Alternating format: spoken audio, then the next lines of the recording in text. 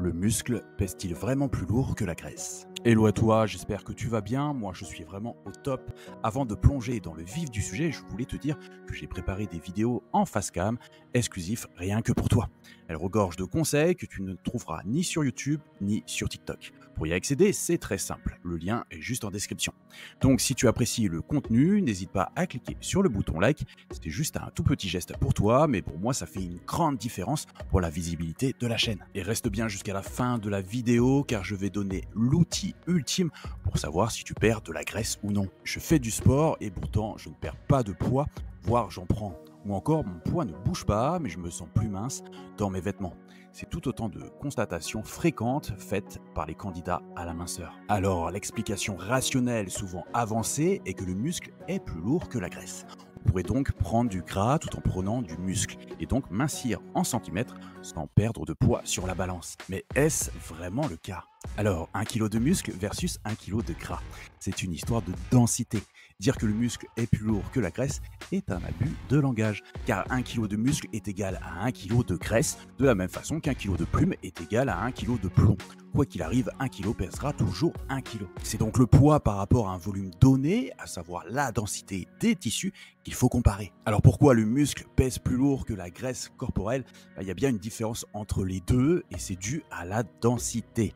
La raison, c'est que les cellules musculaires contiennent beaucoup plus d'eau, environ 75%, que les cellules adipeuses qui n'en ont, elles, quasiment pas. Donc entre le tissu adipeux, aussi appelé masse grasse, et le tissu musculaire, dit masse maigre, il y a une forte différence de densité et donc une variation de volume. Autrement dit, à volume égal, le gras est effectivement 15% plus lourd que le muscle. Alors la question est, quand ce muscle prend du poids, lorsqu'on se met au sport dans l'optique de perdre du poids, la déception est souvent fréquente.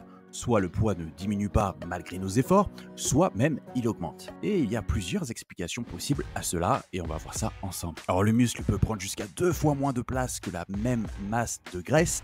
Autrement dit, si tu fais beaucoup de sport, mais que ta silhouette, c'est-à-dire le volume que tu occupes dans l'espace, ne semble pas changer, ne sois pas surprise de voir les kilos grimper.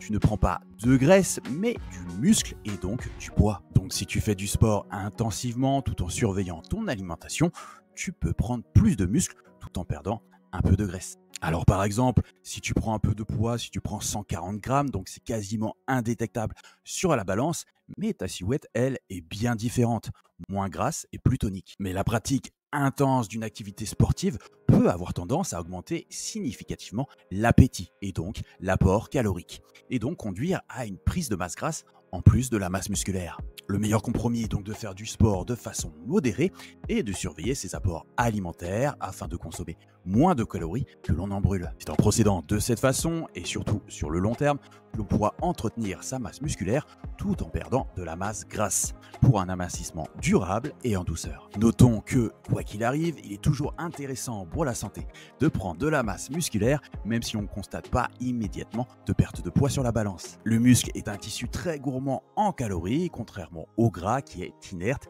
et ne brûle donc rien.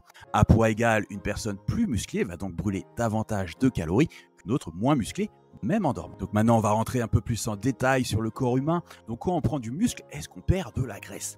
Comme précédemment expliqué, le gain de muscle n'implique pas nécessairement une perte de masse graisseuse. Alors tu peux prendre du muscle et ne pas perdre de graisse, voire prendre du muscle et prendre également de la graisse si tu manges largement au-dessus de tes besoins. Et oui, c'est la raison pour laquelle l'activité sportive ne suffit pas lorsque tu souhaites perdre du poids. Il est indispensable de surveiller également ton alimentation pour que les dépenses caloriques restent plus élevées que les apports. Alors maintenant, quand tu prends du poids, comment savoir si c'est de la graisse ou du muscle? Je vais tout te dire. Lorsque tu te mets à surveiller ton poids, à faire du sport et à faire attention à ton alimentation, la balance traditionnelle n'est pas toujours très efficace pour apprécier les résultats de tes efforts. En effet, elle ne permet pas de savoir si tu mincis réellement, à savoir si tu perds de la masse grasse ou non. Il existe des balances dites à impédance métrie qui analysent les différents tissus du corps, donc adipeux, graisseux et osseux, grâce à des capteurs situés au niveau des pieds. Ces balances fonctionnent en mesurant la résistance des différents tissus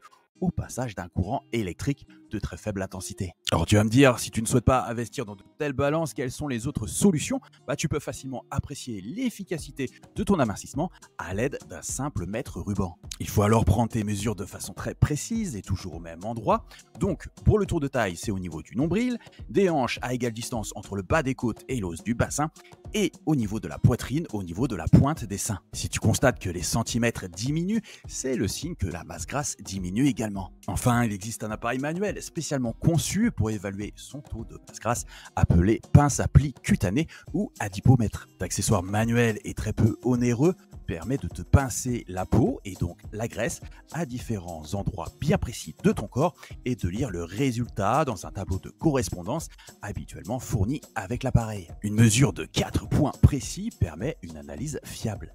Donc nous avons le pli bicipital au milieu du biceps à mi-distance entre l'épaule et le pli du coude, le pli tricipital au niveau du triceps à mi-distance entre l'aisselle et le coude, le pli sous-scapulaire immédiatement sous la pointe de ton omoplate, le pli supra-iliaque à la hauteur de la crête iliaque, zone située juste au-dessus du bassin. Donc reste bien connecté car dans la prochaine vidéo, je vais répondre à toutes vos questions. En tout cas, n'oublie pas, en description, je t'ai mis un lien pour recevoir mes vidéos en face cam qui sont totalement gratuites, ce qui te permettront d'avoir mes meilleurs conseils qui ne sont jamais mis sur TikTok ni sur YouTube. Alors abonne-toi et like si ça t'a plu et je te dis à bientôt, c'était Coach Master, bye.